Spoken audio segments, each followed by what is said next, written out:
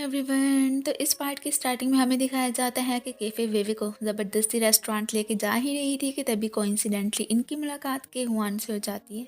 वो तो यहाँ पे इन्हें ट्रीट देने की बात करने लगा था। वेवे तो नो कहने ही लगती है बट कैफ़े उसे हाँ कह देती है। इसके बाद नेक्स्ट हमें तीनों को एक रेस्टोरेंट में ही बैठे दिखाया जाता है। फिर बातों ही बातों में केहुआन उसे बता देता है कि आजकल उसने हर काम में वेवे की बहुत ही हेल्प की है। अब ये तो जान ही गई थी कि इनके दरमियान काफ़ी अंडरस्टैंडिंग हो चुकी है, इसलिए अब मज़ीद कबाब में हड्डी बने बिना वो तो फिर इनसे एक्सक्यूज़ करती वहाँ से चलती बनती है। पीछे से वे भी जाना चाहती थी पर ये उसे रोक देता है कि इसका मतलब तुम मुझे पसंद करती हो, इससे मुझे अवॉइड करने की कोशिश कर रही हो ना। अब यही प्रूव करने के लिए ना उसे यहाँ पे बैठना ही पड़ गया था कि मैं तुम्हें बिल्कुल भी पसंद नहीं करती। अब यहाँ पे वो तो इससे अपने बारे में ही डिस्कशन करने लगता है कि आजकल मैं तो बहुत ज़्यादा डिप्रेस्ड रहता हूँ। एक तो कंपनी में ये कोई भी काम सही से कर ही नहीं पा रहा था, ऊपर से जीजुआन के साथ भी इसका रिलेशनशिप कौन सा अच्छा जा रहा था। ये भी बता देता है कि हम दोनों सेपरेट हो चुके हैं। वह अब इससे यही कहता है कि क्या तुम मेरा ये डिप्रेशन ख़त्म करने में मेरी हेल्प करोगी। वो तो फिर नेक्स्ट डे से फुट मसाज के लिए एक जगह लेके आ ही चुकी थी। दोनों को यहाँ पे काफ़ी ज़्यादा पेन तो होती है लेकिन साथ ही साथ फिर स्माइल भी करने लगते हैं। वेवे के साथ कुछ टाइम स्पेंड करके इसका मूड काफ़ी ज़्यादा अच्छा हो गया था और यहाँ पे इसके लिए केहुआन उसे थैंक्स भी कहने लगता है। यहाँ पे वेवे कहती है कि इसमें कोई बड़ी बात नहीं है, हम दोनों बस फुट मसाज ही तो करवाने गए थे। जब वो भी परेशान होती थी ना, इसलिए अपनी परेशानी को कम करने के लिए हमेशा ही इसी जगह ही चली जाया करती थी। दूसरी तरफ हमें फिर लिहाओ को ही दिखाया जाता है जो कि मेजी से मिलने आया था। अब यहाँ पे हमें पता चलता है कि उसे मेजी ने अपनी ही कंपनी में जॉब पे रख लिया है। वेवे तो फिलहाल के लिए अपार्टमेंट जाने की बजाय कैफ़े के पास ही आ चुकी थी। वो इनसे पूछती है कि क्या रेस्टोरेंट में तुम्हारे और केहुआन के बीच कुछ हुआ, और साथ साथ ये भी कहती है कि मैं जब भी तुमसे केहुआन के बारे में जिक्र करती हूँ ना तब तो तुम्हारी आंखें बहुत ही चमक रही होती है। मुझे पता है कि तुम उसे पसंद करती हो, बस मान ही लो। ये तो अभी भी उसकी बात को इग्नोर कर देती है कि देखो तुम जैसा समझ रही हो ना ऐसी कोई भी बात नहीं है, मैं उसे बिल्कुल भी पसंद नहीं करती हूँ। नेक्स्ट डे ली हाओ ने कंपनी से रिजाइन दे दिया था और ये बात इसके कॉलीग को ज़रा भी अच्छी नहीं लगती कि अभी भी तुम्हारे हिस्से के काम पेंडिंग में पड़े हुए हैं और तुम हो कि जॉब से रिज़ाइन कर रहे हो। अब उसे पता चल जाता है कि एक्चुअली में ये और वेवे एक दूसरे से रिलेशनशिप में है, तभी उसे रिज़ाइन करना ही पड़ गया था। वो अब भड़कता हुआ वेवे के पास आता है कि देखो अगर यहाँ पे इस वक्त रिज़ाइन करना चाहिए ना तो तुम्हें करना चाहिए, लिहाओ की इस कंपनी में बहुत ही ज़्यादा ज़रूरत है। अब इसे डिफेंड करने के लिए ना आगे फिर यहाँ पे कैफ़े ही आ जाती है। वो इसे खूब सारी बातें भी सुना देती है कि तुम्हें आखिर मसला क्या है, जो भी काम करनी है खुद करो ना। अब अगर लिहाओ इसके लिए रिज़ाइन दे रहा है तो तुम जेलस फील कर रहे हो। यहाँ पे उसने फिर डेविड की ना बोलती ही बंद करवा दी थी। कैफ़े को तो पता चल ही गया था कि इस वक्त लिहाओ ने वेवे के लिए ही रिज़ाइन दिया है और वो जब इससे बात करती हैं तो ये तो बेचारी एकदम शॉक में ही थी कि उसने मुझे बिना बताए रिज़ाइन कर दिया और इस बारे में मुझे बताया तक नहीं।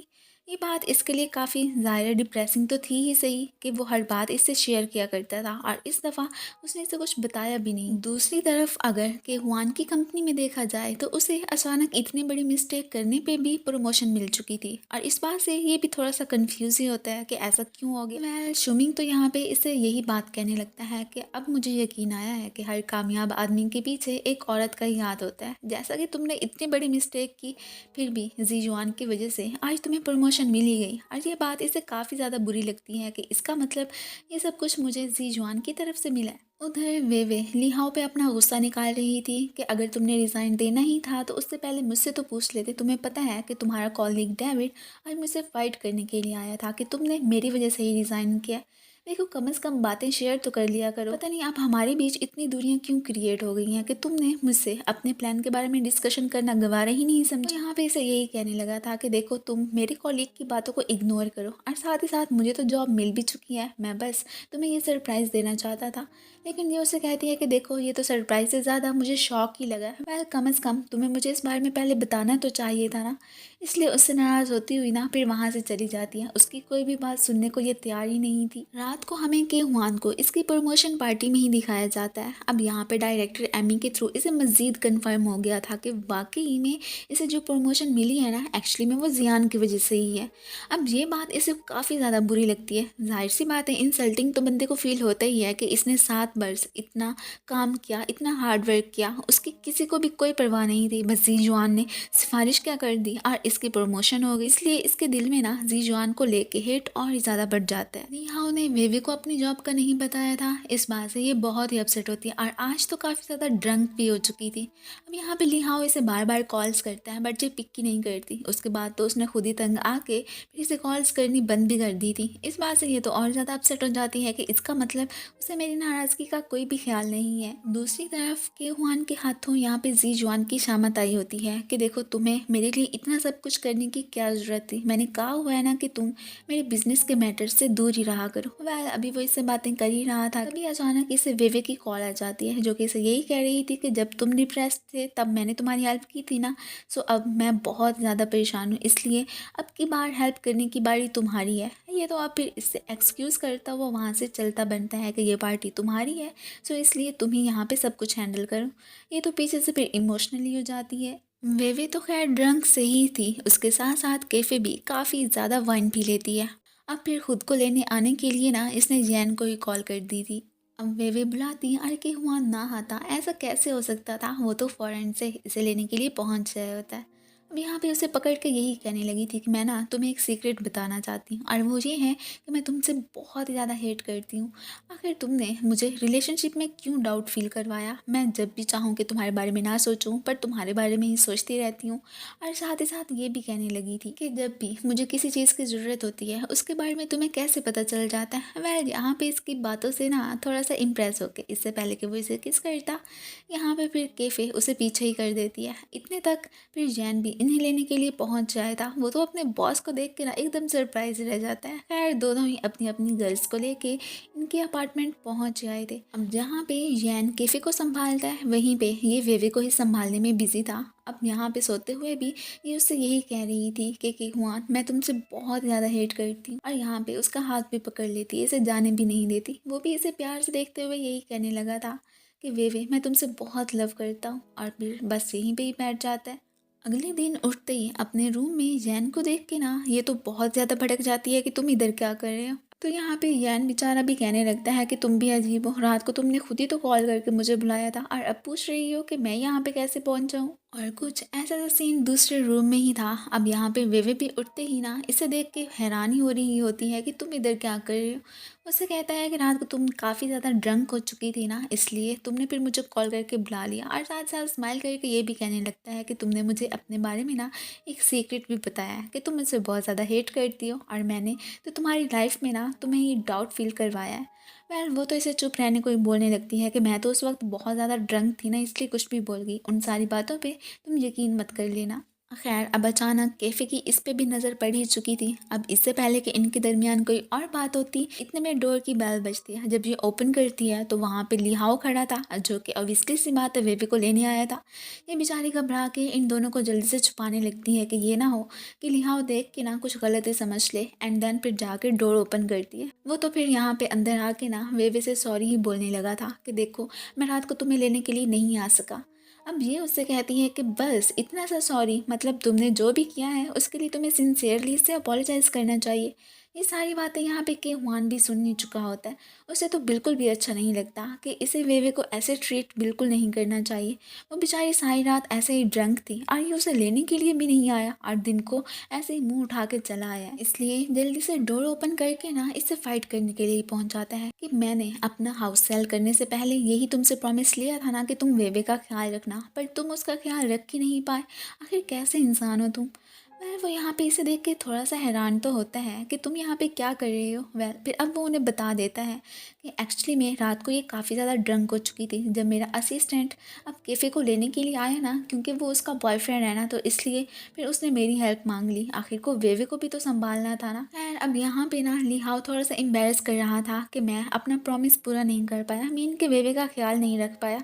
अब उससे पक्का कह देता है कि अब की बार मैं कभी भी तुम लोगों को निराश नहीं करूँगा, एंड देन वेवे को लेता हुआ वहाँ से चला ही गया था। उसके जाते ही केहुआन तो बहुत ही अपसेट हो जाता है। अब फिर हमें ऑफिस का ही सीन दिखाया जाता है। कैफे को तो इसे छेड़ने का और ही मौका मिल गया था कि अब तो तुम्हें मानना ही पड़ेगा कि केहुआन तुमसे लव करता है। देखो तुम्हारी एक कॉल पे तुम्हें लेने के लिए आ गया था, इवन कि तुम्हारी खातिर वो तो फिर लिहाओ से भी झगड़ने लगा था। ये उसे अभी भी कहती है कि देखो तुम्हें ना बस मिसअंडरस्टैंडिंग ही हुई है, मैं जस्ट लिहाओ से ही लव करती हूँ, उसे लेके मेरे दिल में कोई भी फीलिंग्स नहीं है। हाँ वो एक साइको पर्सन है, अगर वो वो मेरे पीछे पड़ा है तो पड़ा रहे, मैं उसके बारे में क्या ही कह सकती हूँ। जहाँ पे इनकी रिलेशनशिप को लेके कैफे डाउट में थी ना, वहीं पे जैन असिस्टेंट भी डाउट में ही होता है। इसलिए अब क्लियर करने के लिए ना इन दोनों ने एक प्लान बना लिया था। फर्स्ट ऑफ ऑल यहाँ पे जैन के हुआन को कॉल करता है कि इस वक्त विव की बहुत ही तबीयत ख़राब है और वो हॉस्पिटल में एडमिट है। वो तो भागता हुआ इसके बताए एड्रेस पे उसे देखने के लिए आ चुका था।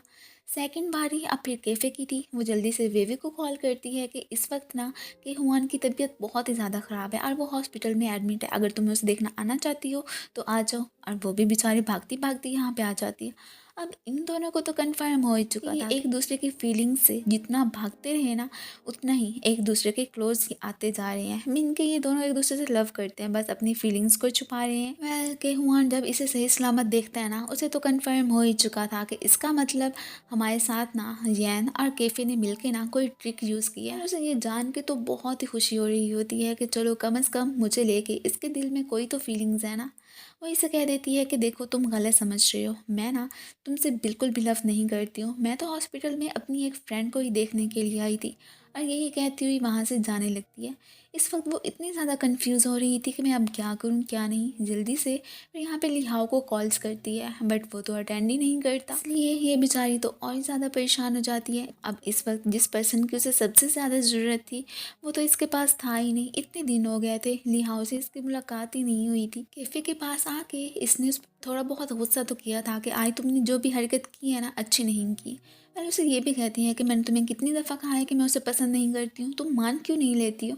दोनों के बीच अच्छी खासी यहाँ पे फाइट भी हो गई होती है। उससे लड़ने के बाद ये तो सीधा अपार्टमेंट ही आ चुकी थी। अब यहाँ पे आगे आके देखती है कि लिहाओ तो अभी तक घर पे पहुँचा ही नहीं होता।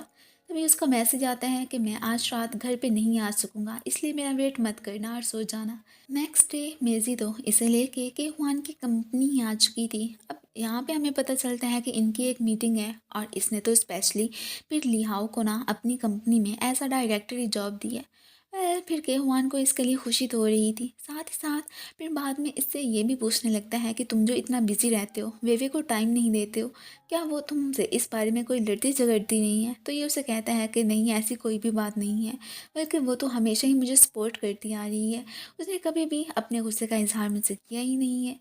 इस बात के लिए यहाँ पे ये तो उससे बहुत जेलस फील करता है। इवन कि उससे भी कहने ही लगा था कि देखो तुम कितने ज़्यादा लकी हो ना कि तुम्हें वेवे जैसी गर्लफ्रेंड मिली। अब बेचारा क्या ही कहता। मेजी साहिबा जिस तरह से लिहाओ को ट्रीट कर रही होती है ना, उससे तो साफ जाहिर है हमें पता चल ही रहा होता है कि ये एक्चुअली में ना लिहाओ को पसंद करने लगी है। और इस बात से लिहाओ तो बिल्कुल ही बेखबर होता है। रात को के हुआन जैसे ही अपनी मेल्स लेने के लिए फिर अपने पुराने वाले अपार्टमेंट आता है तो यहीं पे उसकी मुलाकात फिर वेवे से भी हो जाती है। ये तो उसे देख के बहुत ज़्यादा परेशान होती है और उसे यही कहने लगी थी कि आज तुम एक ही दफ़ा अपनी सारी मेल्स लेके ना यहाँ से चले जाओ, प्लीज़ दोबारा इधर बिल्कुल भी ना आना। यार वो कहाँ इसकी बात मानने वाला था। वो तो कहता है कि मैं तो रोज़ाना ही आऊँगा, चलो इसी बहाने ही सही मेरी आपसे मुलाकात तो हो जाया करेगी ना। वह यहाँ पे वेवे तो इसकी इन बातों से काफ़ी ज़्यादा चिढ़ जाती है और बस फिर क्या था, इनकी फ़ाइट स्टार्ट। और फिर इसी के साथ ही ये पार्ट ख़त्म हो जाता है। Thank you for watching.